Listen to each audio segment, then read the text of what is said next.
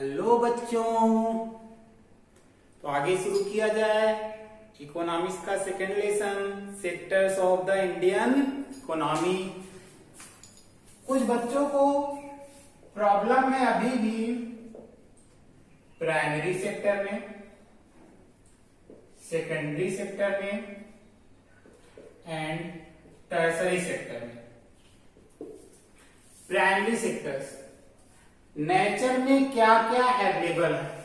Nature में land है, wind है, वाटर है,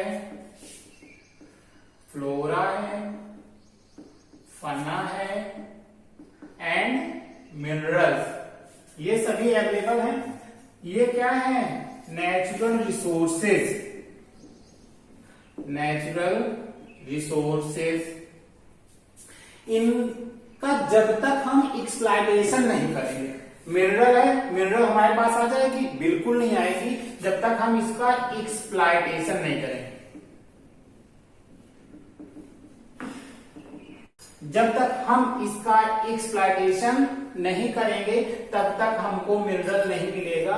सेम फना, सेम फ्लोरा, लैंड, विंड और वाटर का जब हम एक्सप्लॉयटेशन करते हैं तभी हमें दूसरी चीजें मिलती हैं। कैसे? लैंड, विंड, वाटर का एक्सप्लॉयटेशन करेंगे तभी हमें मिलता है एग्रीकल्चर। एग्रीकल्चर करते हैं तो मिलेगा wheat, paddy, pulses. Wheat, paddy, pulses. We produce the goods by exploiting the natural resources such as agriculture, wheat, paddy and pulses. Wheat को कोई नहीं खाता, पैडी को कोई नहीं खाता, पल्सेस को कोई नहीं खाता। ये मत कहना सर खाते हैं। खाते हो, कैसे खाते हो? इसको कन्वर्ट करते हो, कुक करते हो। तो सेकेंडरी क्या है?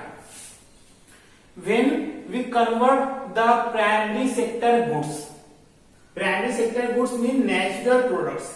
When we convert the natural products into another form, wheat से हम क्या बना सकते हैं? wheat to flour बन गया। फ्लोरा, ट्री, ट्री से हम पेपर बनाते हैं। पैडी, पैडी से भी हम राइस को कन्वर्ट करते हैं। राइस से कन्वर्ट के बाद उसके बाद डिफरेंट इंग्रेडिएंट्स बनाते हैं। सेम पल्सेस का हाल है। तो सेकेंडरी क्या हो गया? When we convert the natural products into another form through machineries, through physically, जैसे भी हम उनको कन्वर्ट कर सकें। फिर टर्सरी, वीट है, ट्री है, ट्री से पेपर आता है। पेपर अपने आप नहीं बनेगा, ये मशीनरी के थ्रू आएगा और मशीनरी खरीदने में मनी खर्च होता है या फिर एजुकेशन लगेगा। ट्री एक प्लेस से दूसरे प्लेस ले जाने के लिए ट्रांसपोर्टेशन लगेगा, कम्युनिकेशन लगेगा। इन सभी का यूज करने के बाद money, education, transportation and communication, तब हमको क्या मिलता है? प्राइमरी एंड सेकेंडरी सेक्टर की ग्रोथ। मींस प्राइमरी और सेकेंडरी सेक्टर्स के डेवलपमेंट में जो सर्विसेज हेल्प करें वो सभी क्या हो गई? हमारी टर्सरी सेक्टर्स ये सर्विस दे रही हैं, इस वजह से इसको हम सर्विस सेक्टर्स भी बोलते हैं। तो प्राइमरी, सेकेंडरी एंड टर्सरी का डाउट खत्म हुआ। आगे आते हैं। Comparing the three sectors.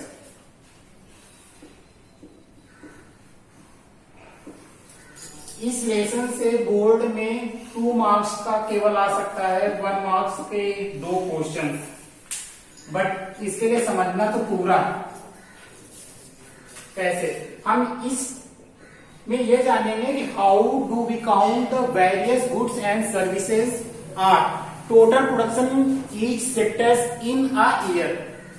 जब हम इन अ ईयर करते हैं तो मीन्स हमें पूरा calculation primary, secondary and tertiary तीनों सेक्टर्स का करना पड़ेगा। उसके लिए हम सबसे पहले क्या करें? प्राइमरी,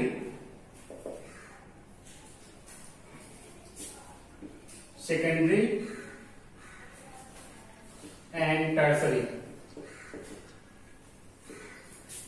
प्राइमरी में कौन आता है? एग्रीकल्चर एक्टिविटीज होती है, नेचुरल एक्सप्लॉयटेशन होता है। तो हम यहाँ पे एग्रीकल्चर केवल करते हैं। एग्रीकल्चर फार्मर बनाते हैं एक, ये लो आंखें, ये देखो ये हाथ, ये हो गए मुन्नू। फार्मर ने क्या किया, नेचुरल एक्सप्लॉयटेशन किया, वीट का प्रोडक्शन होता है 10,000 केजी। 10,000 केजी होता है, कोई भी फार्मर 10,000 केजी वीट अपने पास नहीं रखेगा। मीन सरप्लस क्रॉप को वो क्या करेगा, सोल्ड करता है। किसको करेगा, शुगर केन फार्मर है तो शुगर मिल को करेगा, वीट फार्मर है तो फ्लोर मिल को करेगा। तो यहां पे वीट को उसने क्या किया, सेकेंडरी सेक्टर को सोल्ड किया। हो सकता है ये फ्लोर मिल हो या फिर सीधे वो बिस्किट कंपनी हो। तो इन्होंने 20 रुपीज प्रेजेंट के रेट में सरप्लस क्रॉप को क्या किया, सोल्ड किया। किसे, इंडस्ट्री को। टोटल अमाउंट क्या होता है, 1,80,000 रुपीज। ये 1,80,000 रुपीज क्या होता है, ये total production of primary sector. Primary sector का क्या हुआ, ये टोटल प्रोडक्शन होता है कितना, 1,80,000 रुपीज। क्यों, क्योंकि सरप्लस क्रॉप कितनी थी, 9,000 केजी। सेकेंडरी सेक्टर को सेल कितने में किया, 20 rupees per KG. Total amount 1,80,000 rupees. हम यहाँ पे क्वांटिटी को काउंट कभी नहीं करेंगे, क्योंकि इकोनॉमिक में जो हमारा जीडीपी डेटा है, जीडीपी डेटा हमेशा फाइनल अमाउंट पे होता है, ना कि उसकी क्वांटिटी पे होता है। 1,80,000 रुपीज, 9,000 केजी वीट कहां आ गया, सेकेंडरी के पास। सेकेंडरी ने उस वीट को फ्लोर में कन्वर्ट किया। ऑयल, शुगर, अदर इंग्रेडिएंट्स मिलाने के बाद रेडी होता है बिस्किट। बिस्किट्स रेडी हो गए। हो सकता है बिस्किट्स भी इनका 10,000 केजी ही रेडी हो। उससे कितने पैकेट्स बनाते हैं वो कंपनी के ऊपर छोड़ देते हैं, सेकेंडरी या मैन्युफैक्चरिंग या इंडस्ट्री के ऊपर। 10,000 केजी। इन्होंने इस 10,000 केजी बिस्किट को कोई इंडस्ट्री अपने पास रखेगी, उसने किस लिए बनाया, कंज्यूमर्स के लिए बनाया है। कंज्यूमर्स तक पहुंचाता कौन है, टर्सरी सेक्टर्स। किस फॉर्म में होते हैं वो, एक बड़े रिटेलर्स के फॉर्म में होते हैं। रिटेलर्स के फॉर्म में होते हैं। इन्होंने क्या किया, अब इन्होंने प्राइस लगा दिया 30 रुपीज। अमाउंट कितना हुआ, 3 लाख रुपीज। सेकेंडरी का फाइनल अमाउंट कितना होता है, 3 लाख रुपीज। इसका प्रोडक्शन कितना हो गया, 3 लाख रुपीज। रिटेलर्स ने 30 रुपीज में पर केजी बिस्किट्स को परचेज किया। रिटेलर से स्मॉल रिटेलर्स आता है, सॉफ्ट सेलर्स आता है, सॉफ्ट सेलर्स के बाद आता है कंज्यूमर्स। कंज्यूमर्स पे हमेशा याद रखना, we are the producers and we are the consumers. हम खुद ही प्रोड्यूसर्स हैं और हम खुद ही क्या है, कंज्यूमर्स हैं। कैसे, एग्रीकल्चर में फार्मर था, फार्मर ने वीट का प्रोडक्शन किया और वीट इस समय प्रोड्यूसर है, बट जैसे ही बिस्किट खरीदेगा वो क्या हो गया, कंज्यूमर्स। इस तरह ये साइकिल चलती रहेगी। एक इंडस्ट्री बनाएगी और दूसरी इंडस्ट्री के लोग उस तरह के वो जब प्रोडक्ट्स को खरीदते हैं, तो ये कंज्यूमर्स एंड प्रोड्यूसर्स सेम है, कंज्यूमर्स। अब यहाँ पे 30 रुपीज पर केजी बिस्किट किसके पास जाता है, टर्सरी सेक्टर्स, रिटेलर्स के फॉर्म में। और रिटेलर्स से स्लोली वो कहां तक आता है, लास्ट टाइम सॉफ्ट सेलर्स। और सॉफ्ट सेलर्स उस बिस्किट को 35 रुपीज पर केजी सोल्ड करता है।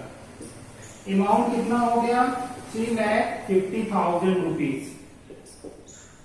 ये फाइनल अमाउंट है हमारा, फाइनल अमाउंट, जिसे हम कंट्री का जीडीपी बोलते हैं, जिसे कंट्री का क्या बोलते हैं, जीडीपी। यहां पे एक वर्ड आया फाइनल अमाउंट, साथ में यहां पे था वीट। वीट से बनता है बिस्किट। वीट ऑयल, शुगर, ये इंटरमीडिएट गुड्स हैं।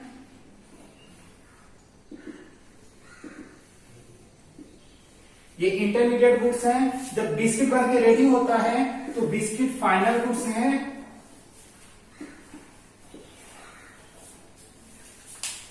व्हीट, ऑयल, शुगर क्या है? Intermediate goods, biscuit final goods and last amount जब शॉप सेलर्स से कंज्यूमर्स के पास जाता है, कंज्यूमर्स जो रेट खरीदता है XYZ प्रोडक्ट्स, जब कंज्यूमर किसी भी प्रोडक्ट्स को जिस रेट पे खरीदता है वो हमारा फाइनल गुड्स है और वो हमारा फाइनल अमाउंट है और वही फाइनल अमाउंट डायरेक्ट कंट्री की जीडीपी में इंक्रीज होता है।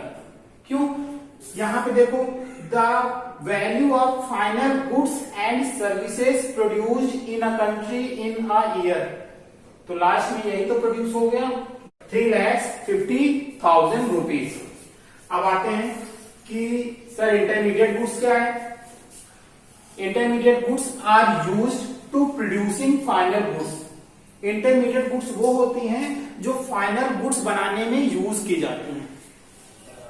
Intermediate goods are used in producing final goods. 1 marks की डिफिनेशन आती है कि फाइनल गुड्स क्या है या फिर इंटरमीडिएट गुड्स क्या है। सेकेंड, फाइनल अमाउंट या फाइनल गुड्स। फाइनल गुड्स क्या है? The products which is ready for consumption. ऐसे प्रोडक्ट्स जो कंजम्पशन के लिए क्या है? तैयार है, जिसको बस हम खा लेंगे। अब उसमें कुछ भी नहीं करना। बिस्किट हमने परचेज किया और रैपर को तुरंत हमने फाड़ दिया और हमने क्या किया? उसको तुरंत मुंह में डाल दिया। यहां पे एक और मिलता है। हमने यहाँ पे 3 कैलकुलेशन किए, 1, 2, 3। जब हम इकोनॉमिक्स में किसी भी प्रोडक्ट्स के कई बार काउंटिंग करते हैं तो उसे बोलते हैं डबल काउंटिंग। उसे बोलेंगे double counting.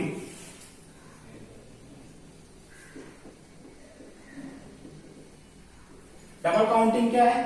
When we calculate more than 1 time. जब हम किसी भी गुड्स को एक से अधिक बार कैलकुलेट करते हैं। कैसे? हम बिस्किट फाइनल गुड्स है, बट बिस्किट में जो फ्लोर शामिल था वो फ्लोर किससे बनता है? व्हीट, और व्हीट का प्राइस पहले शामिल था। इसीलिए हम इसके प्राइस को कंटिन्यू ऐड कर चुके हैं, इसलिए अलग अलग सेपरेटली हमें काउंट करने की जरूरत नहीं है कि व्हीट का 1,80,000 है, बिस्किट का 3 लाख है एंड लास्ट टाइम 3,50,000। जहां पर जिसे डाउट हो तुरंत लिख देना, नहीं तो मुंह बंद करके ढक्कन की तरह सब बैठे रहो, क्योंकि ये इकोनॉमिक्स है।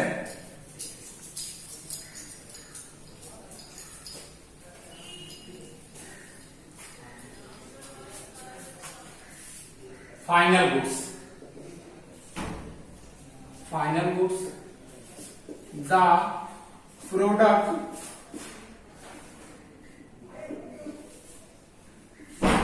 which is ready for consumption। ये फाइनल गुड्स हो गया। Intermediate goods,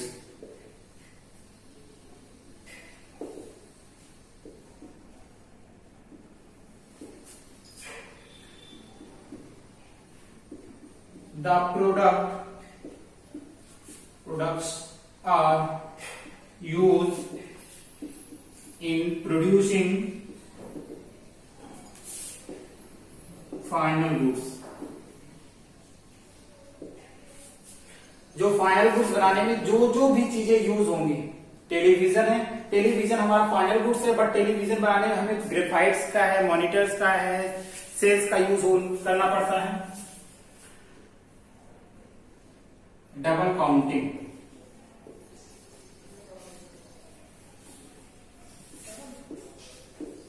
then we calculate more than 1 time is called double counting। जब हम तीनों सेक्टर्स में कंपेरिजन करते हैं तो जब किसी भी गुड्स को एक से अधिक बार काउंट कर दें तो वो ऑटोमेटिक क्या हो जाती है? डबल काउंटिंग हो जाता है। यहाँ पे यही केवल एक मार्क्स की डिफिनेशन आएगी, फाइनल गुड्स क्या है या इंटरमीडिएट गुड्स क्या है या double counting. GDP, the value of final goods and services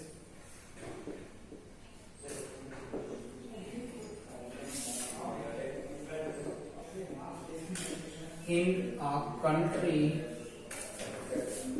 in a finance year. 3,50,000 क्या है हमारा फाइनल गुड्स एंड सर्विसेज. क्या है final goods and services in a country in a finance year. The value of final goods, GDP एकदम simple. The value of final goods and services produced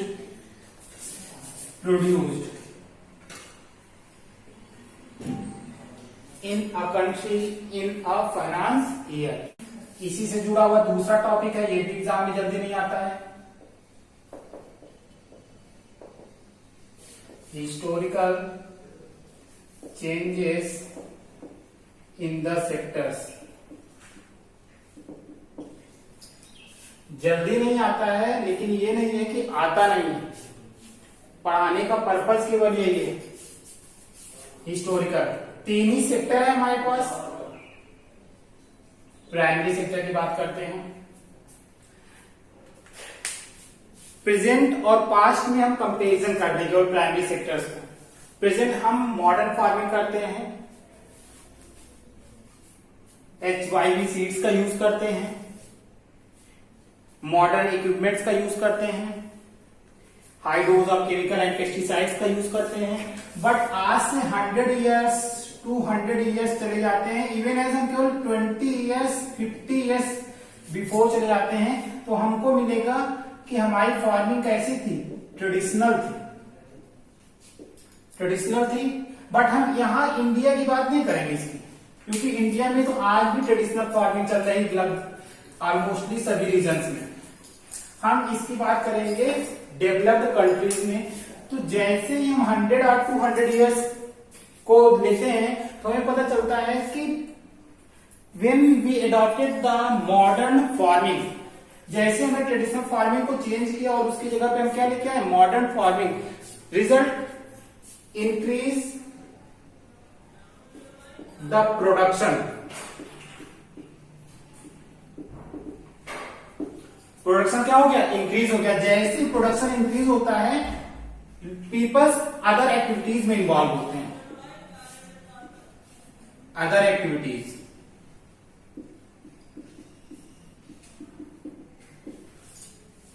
increase नहीं था तो वो किसी तरह अपनी जीविका चलाते थे, लाइवलीहुड. लेकिन जैसे प्रोडक्शन इंक्रीज हो गया, कुछ लोग उसको सेल करने लगे, कुछ लोग उसे बाय करने लगे, कुछ लोग उसको स्टोर करने लगे. इस नेटवर्क में लोगों को क्या मिलने लगा, एम्प्लॉयमेंट मिलने लगी. प्राइमरी सेक्टर्स को जैसे हमने चेंज किया ट्रेडिशनल से मॉडर्न में, मॉडर्न फार्मिंग होते ही इंक्रीज द प्रोडक्शन इंक्रीज होते ही अदर एक्टिविटीज में बिजी हो गए फार्मर्स. कुछ बाय कर रहे हैं, कुछ सेलिंग कर रहे हैं, साथ में कुछ स्टोर्स कर रहे हैं, कुछ उसको एक प्लेस से दूसरे प्लेस पे मूव करा रहे हैं, यानी ट्रांसपोर्ट करा रहे हैं. इस तरह क्या होती है, एम्प्लॉयमेंट जनरेट होती है. बट प्राइमरी सेक्टर्स का इंपॉर्टेंस इंक्रीज हो गया. तो प्राइमरी सेक्टर से इंपॉर्टेंस सेकेंडरी में कैसे कन्वर्ट हुआ, यहां पे केवल इतना ही है कि प्राइमरी सेक्टर्स का इंपॉर्टेंस कैसे बढ़ गया, जब हमने ट्रेडिशनल से मॉडर्न फार्मिंग लाई. अब जब तक इंडस्ट्री नहीं लगेगी,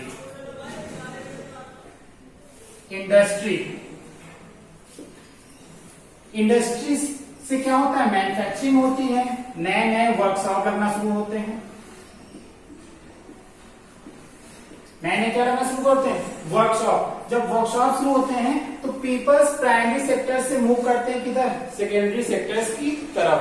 और सेकेंडरी सेक्टर्स की तरफ मूव करते हैं तो नए प्रोडक्ट्स बनना शुरू होते हैं. नए प्रोडक्ट्स बनने शुरू करते हैं, नई इंप्लॉयमेंट जनरेट होती है, मैक्सिमम पीपल्स को जॉब मिलने लगती है, और इस तरह सेकेंडरी सेक्टर्स का इंपॉर्टेंस बढ़ जाता है. एकदम सिंपल है. जब तक इंडस्ट्री लगेगी नहीं तब तक सेकेंडरी सेक्टर्स का इंपॉर्टेंस नहीं आएगा। जब सेकेंडरी सेक्टर्स में इंडस्ट्री लगेगी तो जॉब जनरेट होगी, जॉब जनरेट होते ही इसका इंपॉर्टेंस बढ़ जाएगा, नए नए प्रोडक्ट्स बनेंगे, नए नए प्रोडक्ट्स बनेंगे तो लोग उस प्रोडक्ट्स को क्या करेंगे, परचेज करेंगे, वो पीपल सेकेंडरी क्या हो जाते हैं, डिपेंड, और इस तरह सेकेंडरी का इंपॉर्टेंस बढ़ जाता है। फिर आते हैं टर्सरी सेक्टर।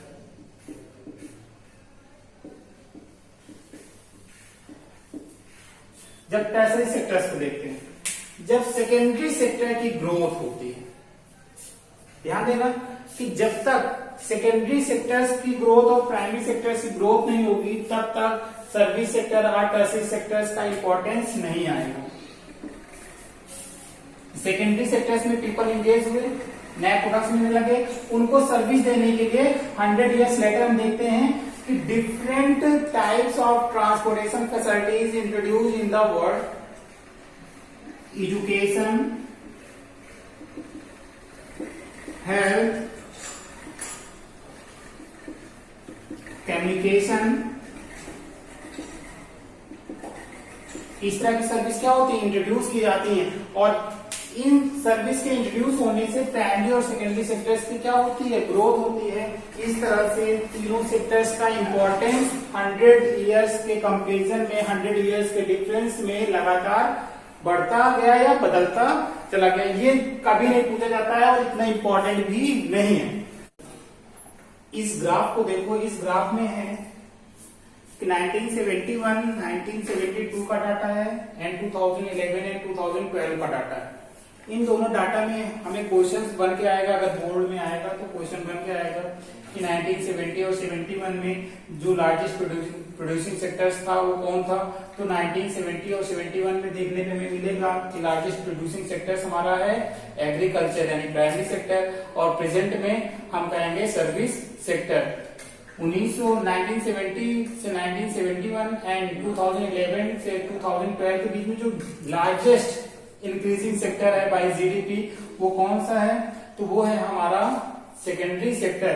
साथ में 1971-72 के बीच में जब हम देखते हैं कि कंट्री की जीडीपी क्या थी, तो उस समय कंट्री की जीडीपी अप्रॉक्स में 5,50,000, जो प्रेजेंट टाइम 551 लाख करोड़ है, जो प्रेजेंट टाइम 51 लाख करोड़ है। इसके बाद क्वेश्चन आता है तुम्हारा, why the service sector or tertiary sector is continuous growing, या फिर सर्विस सेक्टर लगातार राइज क्यों हो रहा है, इसका इंपॉर्टेंस क्या है राइज होने का, कि सर्विस सेक्टर्स कंटिन्यू राइज हो रहा है। तो इसके 4 रीजंस हैं राइज होने का। फर्स्ट है basic services. Basic services, basic services में क्या है, किसी भी कंट्री में बेसिक सर्विसेज हमेशा health, education, transportation, communication,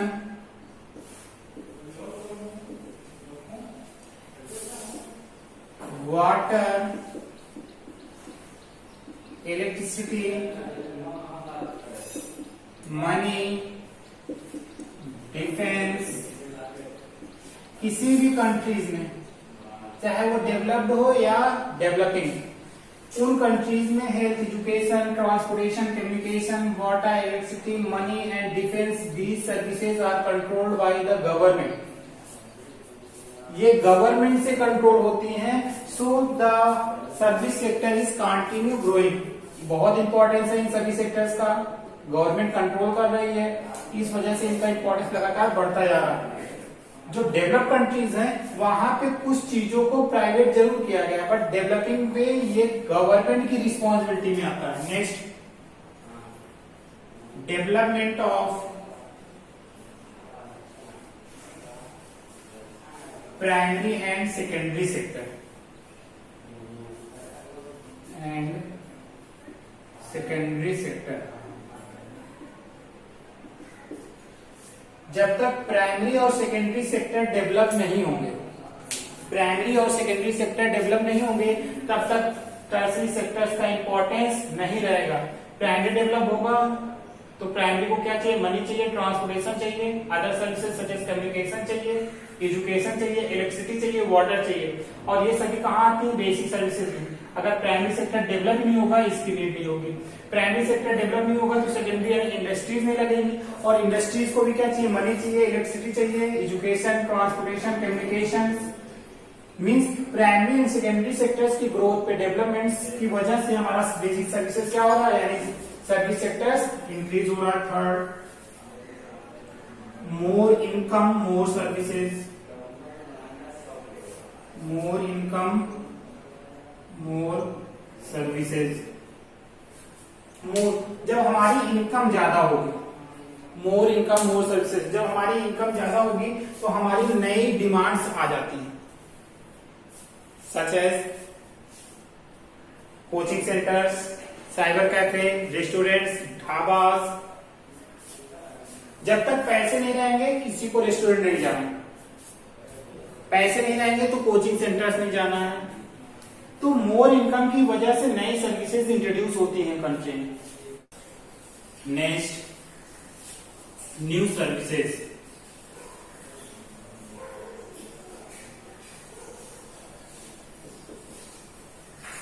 new services, basic services government responsibility, development primary और सेकेंडरी की वजह से सर्विस सेक्टर ग्रो हो रहा है।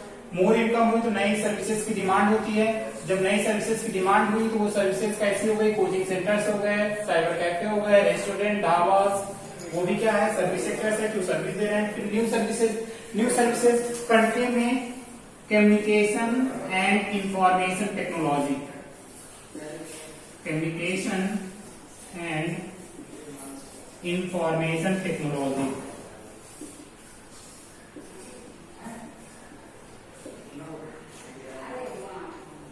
कम्युनिकेशन और इंफॉर्मेशन टेक्नोलॉजी आने से हमारी सर्विस सेक्टर क्या हो गया और इंक्रीज हो गया। क्यों? क्योंकि हम मोबाइल फोन का यूज करते हैं, कंप्यूटर लैपटॉप का यूज करके न्यू ऑर्डर्स को जनरेट करते हैं, और उस न्यू ऑर्डर्स की वजह से पैकेजिंग, डिलीवरी बॉय, इस तरह के हम नए नए लोगों को उसमें शामिल करते हैं। इससे भी क्या हुआ, हमारा सर्विस सेक्टर्स लगातार इंपॉर्टेंस हो रहा है। क्वेश्चन यही बन के आएगा कि why the service sector is continue growing, या फिर सर्विस सेक्टर्स का इंपॉर्टेंस क्यों लगातार बढ़ता जा रहा है। सर्विस सेक्टर्स के इंपॉर्टेंस या सर्विस सेक्टर्स ग्रो होने के रीजंस क्या हैं। तो पहला है basic services. In the developing countries or developed countries, the basic services are controlled by the government, such as health, education, transportation, communication, money, banking, defense, foreign affairs.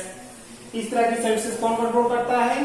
Government. So the service sector is growing. Next, development of primary and secondary sectors. In when the primary and secondary sectors will grow, जब वो grow होंगे then the new services were introduce, तभी नई services क्या होंगी, introduce, such as health, education, transportation, communication.